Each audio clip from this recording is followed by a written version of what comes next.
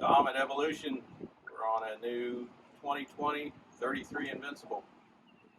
This is a new build for a client that had an interest in a 33 footer or thereabouts and something that he could power with twin engines versus triples.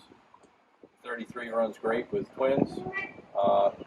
They have a new design in the transom area. The 33 never had an option of having a pass-through door or a dive door, which you can see they added a whole new transom configuration. Dive ladder goes on the stern, plenty of access to get in and out of water for diving, free diving. Still a great size bait well. Putting the friction hinges on things now so we can do away with the gas shocks. Little prep sink area back here with fresh water. Great option for rigging.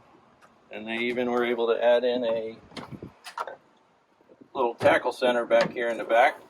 Two nice drawers, which gives you a little added tackle space, which we always need. The 33 is a great size boat. As a tender, it tows well. Pretty popular with our guys that have a mothership and want a smaller tender. This boat is built for a new owner that's building a new Westport, and they're very excited about getting her out on the water and putting her through her paces.